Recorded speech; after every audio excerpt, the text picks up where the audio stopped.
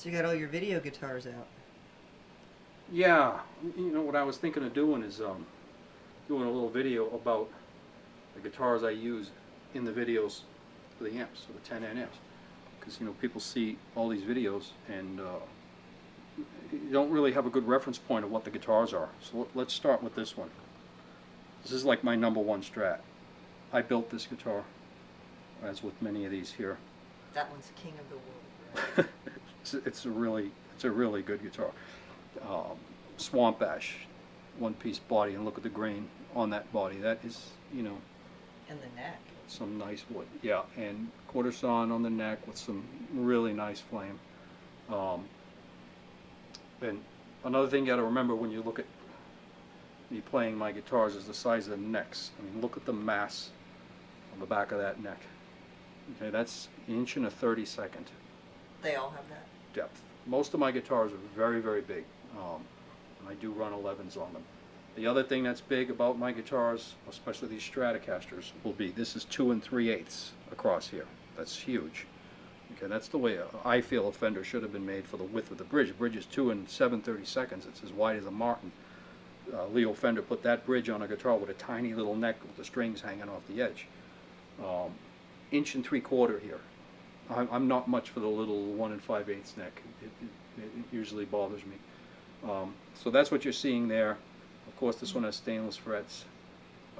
Most of my guitars do, because I tend to wear them out. My left hand is a little bit heavy.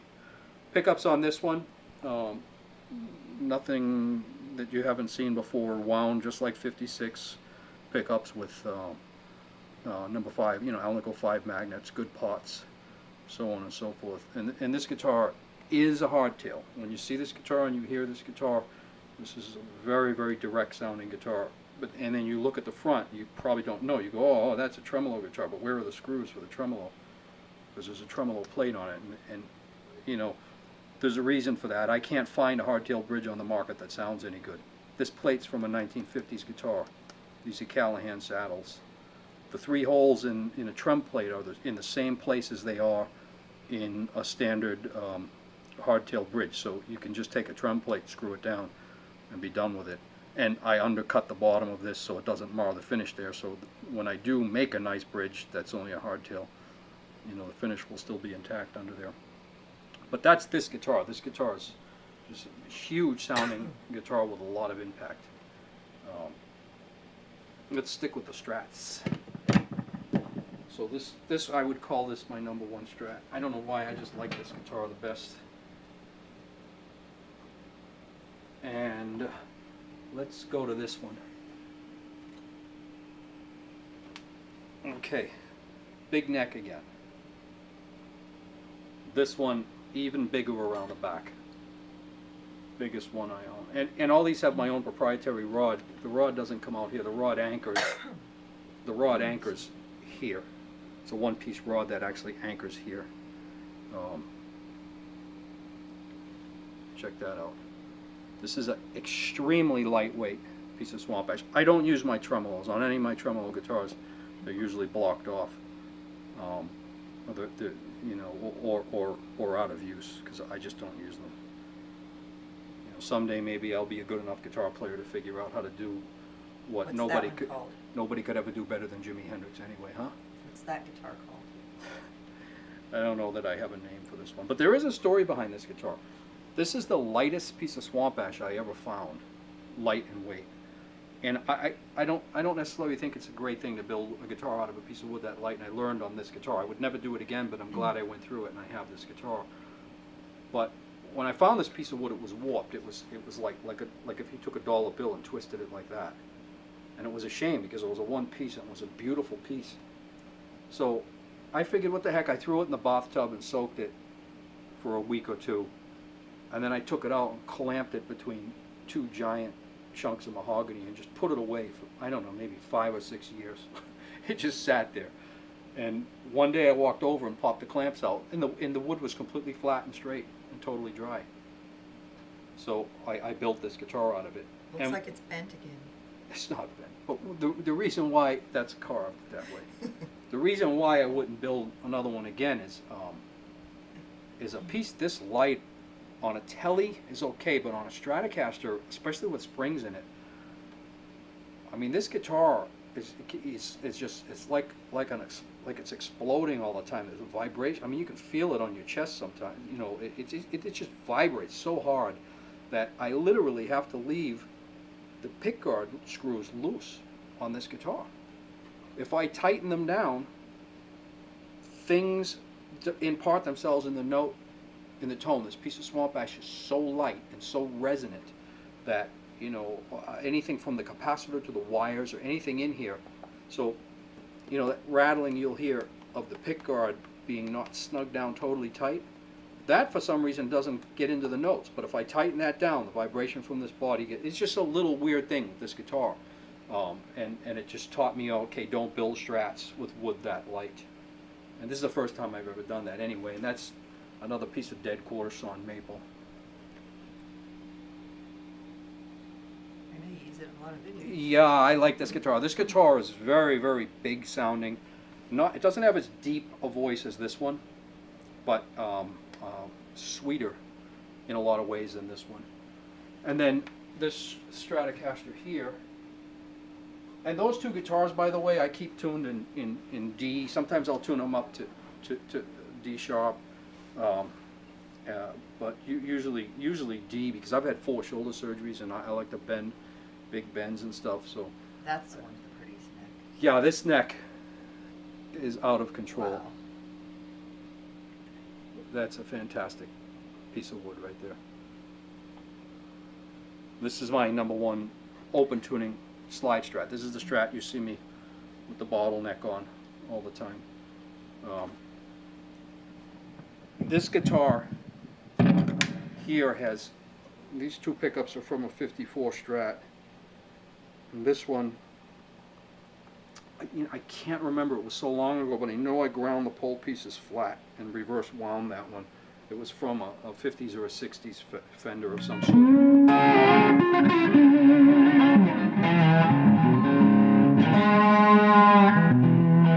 I don't even know what this is tuned. It's tuned in D, actually. Okay, so, you know, the in-between positions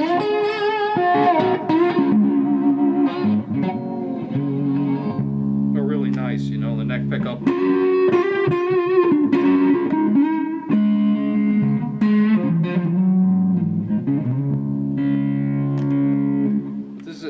This is the guitar you see me sliding on all the time. Swamp ash, 1 piece again. How come there's no block in it? You know, this guitar doesn't seem to. I put a block on this guitar and it doesn't care. It doesn't. This guitar sounds just huge and fat, and the block, the vibrations all get in there from the tremolo on this guitar. But that tremolo is unusable because it's got the 5 springs pulled tight. You just snap a bar off trying to use it anyway, you know. But I forgot what tuning this is. That's why I was playing so ridiculous there. But I usually keep this a half a step down in Vastropol out of D, or I'll do the same thing with a G tuning with this one. And minor tunings too. This is my main electric slide guitar, so I tune it. Which one is the Band of Gypsies guitar? That's the one light that sounds, yellow. that gets that sound, yeah. That one doesn't have any. Yeah, but this one here gets big. I mean, when I do a lot of my fuzz videos, I tend to use this guitar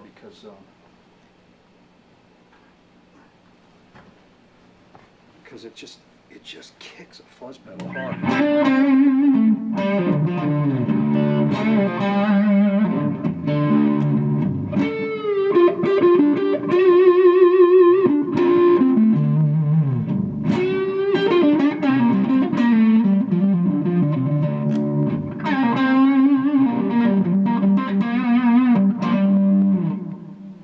That's this one. And then you'll see me use this Tele in a lot of the videos. And what this is again, a guitar I built and usually why I would bother building a guitar like this. I would only build one guitar like this for myself. Like I wouldn't build more than one Tele like this, because if you can buy it in a store, why would I build it? You can't buy a guitar with a neck that big anywhere, so I'm forced to build my own guitars. But I've had a lot of old guitars, and I had a 51 in particular, a 51 Tele that I really liked, and I sort of charted that guitar and put the dowel pins in the same place and everything. And look at that piece of swamp ash. Very light, extremely punky, light piece of swamp ash. Fender spec neck again. Oh, and my switch tip just fell off because the set screw. I don't know if you ever seen a switch tip like this on a Telecaster, but this is what was on original Telecasters. Did they fall off of original Telecaster? They did if you don't tighten that set screw, and it'll fall off again because I got to tighten that set screw. But broadcaster style pickup, just like what would be in a 50s Tele, you know.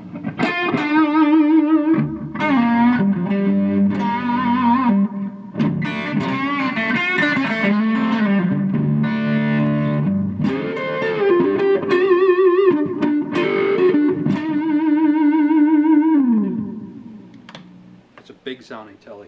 It's got a lot of punch. It sweetens up nice too. Bakelite pickguard, of course, you know, and all this stuff's nitrocellulose lacquer. So that's the Tele. It's just like a 51 Tele. There's nothing, you know, anything really that crazy about it. And then there's this. This is a guitar that I did not build, obviously, because it says Gibson on it. Although I have been guilty of building some of these that say Gibson on them in the past. It's an awfully pretty piece of wood. And what people did with them, I don't know, but I don't do that sort of thing anymore. And in fact, I don't build guitars to sell anymore. So, you know, anybody who plays one of these will go, wow, I want one like that with that big neck. I don't do it. I just don't. I concentrate on these amps now. So this video isn't about selling you anything. It's about, you know, knowing what I'm playing when you hear my videos. This is a 2002 historic Les Paul. Okay, Gibson. Far from stock, because when you get them stock, they suck. The fret job is junk. Like all factory guitars, they put the frets in really loose. You can almost pull them out with your fingers. That doesn't equal tone. You have to cleat frets in. And so I have a nice Brazilian board I made for this with some original inlays from, you know, pulled off of material of an old accordion, but I just never got around to doing it. The guitar is good enough the way it is. These are not stock pickups, obviously. They have vintage magnets in them. All the parts are changed. Did you do something to that one recently? Yeah, this, believe it or not, this is the original Gibson Tunematic, but the studs, the wheels, or the you know, screws and the wheels are from a 50s Les Paul. This whole setup's from a 50s Les Paul, the anchors in the body and everything. All that stuff really makes a difference on these. But I mean, you can't just get this stuff. I just happen to have it around because I used to work on a lot of guitars. The saddles on this bridge are not from the Gibson bridge, though. They are brass saddles from, I believe, I put them on so long ago. I believe it was Tone Pros. They fit really tight in the Gibson bridge, which is good. But this is a, you know, it's just a Les Paul.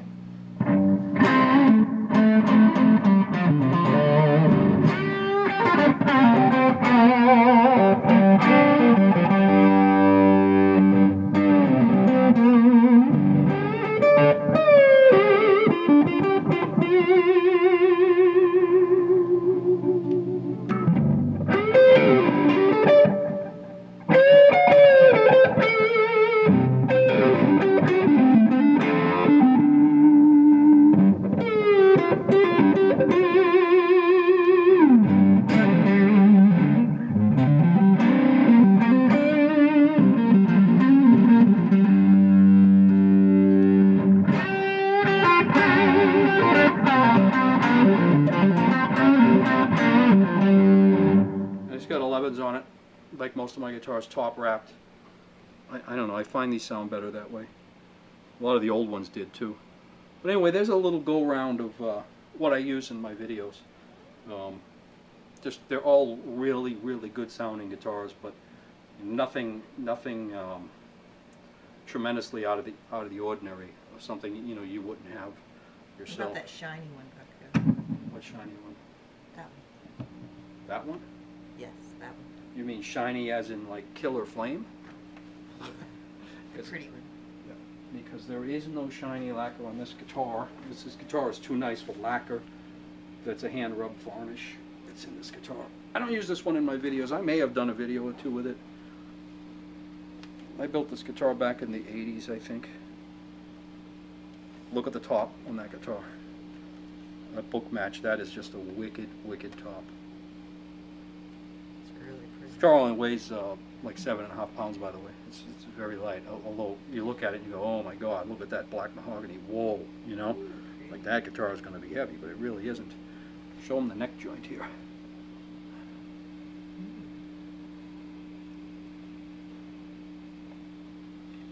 And there is the jack and the pickup selector switch. And Brazilian rose, of course. How come it only has one knob? Honduras mahogany. Well, this was a design, if I remember correctly, that I was doing with these pickups where... How is this guitar tuned? This guitar is in an open tuning. I can tell just by plugging in and listening. It's in some form of a G tuning. So...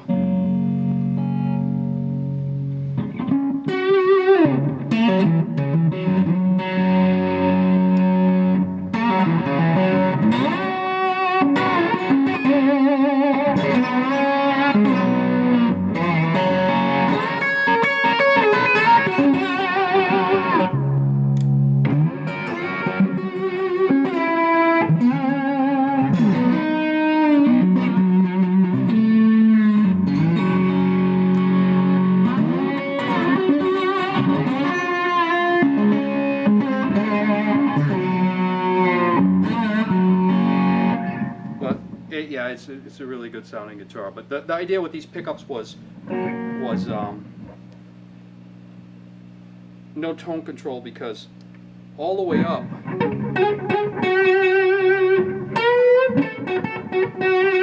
and then when let me put a pick on so there's some bite going on, so it's not so sweet sounding.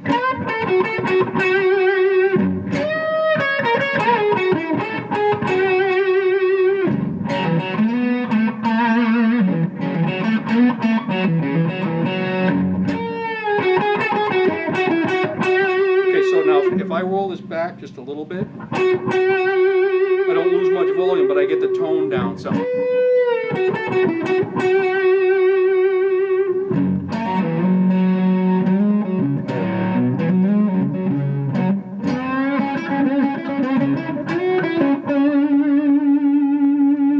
Back up.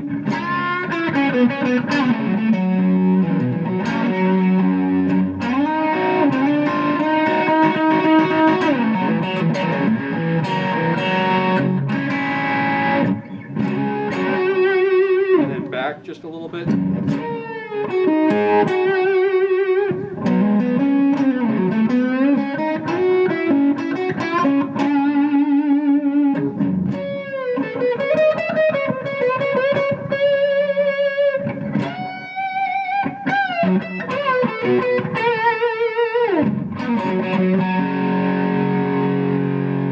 So you kind of get all those sounds with just one control. And then if you roll it down some more, it